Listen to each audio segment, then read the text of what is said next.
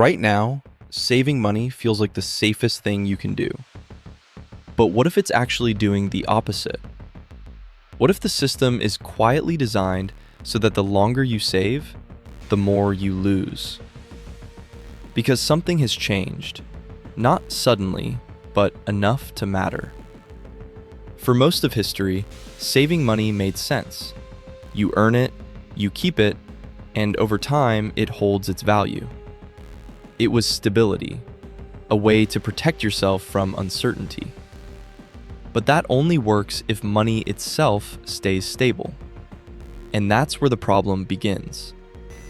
Because today, money doesn't behave the way it used to. It doesn't just sit still. It slowly loses value. And most people don't notice it happening. Not at first. Prices rise gradually, a little more each year. Enough to feel, but not enough to cause alarm. Until you look back and realize the same amount of money doesn't buy what it used to. What once covered essentials now barely stretches far enough. And that's the key shift. Because if money is losing value over time, then saving it without doing anything else isn't preserving wealth. It's slowly eroding it. And the longer it sits there, the more it fades. This is where the system becomes difficult to see, because nothing feels broken. There's no sudden collapse, no clear moment where everything changes, just a slow, consistent loss of value. And that's what makes it dangerous. Because it doesn't force people to react. It allows them to continue doing what feels safe, while the value of what they're holding quietly disappears. And over time, that changes behavior. People who save feel like they're falling behind, even though they're doing exactly what they were told was right. While others, taking more risk, seem to move ahead. Not because the system rewards risk more, but because it quietly punishes stillness. And that raises a bigger question. If saving money no longer protects you, then what is it actually doing? Because once money stops holding its value, it stops doing the one thing it was supposed to do. And when that happens, the entire system begins to shift in a way most people never fully see. Not all at once, but slowly enough that it feels normal, until eventually, it doesn't. At first, it doesn't seem like a problem. Prices rise, but slowly, gradually enough that people adjust without thinking about it. Wages increase over time, spending habits change, and the system continues to function. On the surface, everything still works. But underneath, something else is happening. Because when money begins to lose value consistently, it creates a gap. A gap between what things cost and what money is actually worth. And that gap doesn't stay small. It widens over time. During periods of inflation, this effect becomes more visible, but it doesn't require extreme conditions to exist. Even steady, controlled inflation has the same underlying impact. Because every increase in prices means the same amount of money now holds less purchasing power than it did before. And that's where the shift begins. Not in dramatic collapse, but in quiet erosion. This is why money is often described as losing value over time.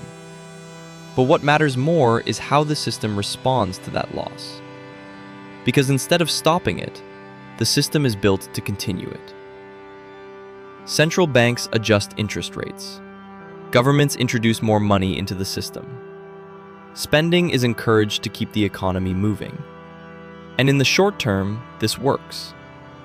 Growth continues, markets rise, the system appears stable. But the long-term effect is different. Because as more money enters the system, the value of each individual unit decreases. Not instantly, but consistently. And over time, that consistency becomes a pattern. a pattern where holding money becomes less effective than using it. This is why people are pushed towards spending, investing, or taking on risk. Not necessarily because they want to, but because staying still no longer works the same way it used to. Savings accounts that once provided meaningful returns now struggle to keep up. Interest rates, even when they rise, often lag behind the rate at which value is lost. Which means the money sitting there isn't growing, it's slowly falling behind. And this creates a system where the safest behavior becomes the least effective. Not immediately, but over time. Because while the value of money is decreasing, the cost of everything else is moving in the opposite direction. And the longer that continues, the wider the gap becomes. This is why saving money today doesn't function the same way it did in the past. Not because saving itself is wrong, but because the system around it has changed. And once that shift happens, the rules people rely on no longer produce the same outcomes, which leads to a deeper problem. Because if the system quietly rewards movement and quietly punishes stillness, then over time, behavior begins to follow that pattern. People move faster, take more risk, search for ways to stay ahead of the loss. And the system continues to accelerate. Not because it's breaking, but because it's doing exactly what it was designed to do. And that's the part most people never see. Because it doesn't feel like pressure at first. It just feels like things are getting harder to keep up with. Until eventually, that pressure becomes impossible to ignore. By the time people realize what's happening, the system has already shifted. Not in a way that feels obvious, but in a way that changes how everything works. Because once money stops holding its value over time, it stops functioning the way people expect it to. Not as a store of value, not as something that protects the future. Just something that exists in the present. And that changes everything. Because saving is built on one assumption, that what you put aside today will still be worth something tomorrow. But if that assumption no longer holds, then the entire idea of saving begins to break down. Not all at once, but enough to matter. Because over time, the gap keeps widening. The value of money continues to fall, while the cost of everything else continues to rise. And eventually, the difference becomes impossible to ignore. This is when saving stops feeling like progress and starts feeling like falling behind, even when nothing seems wrong on the surface. And that's what makes it difficult to see. There's no clear moment where the system breaks. No single event that signals the change. Just a slow shift in how value behaves, until the outcome is completely different from what people expect.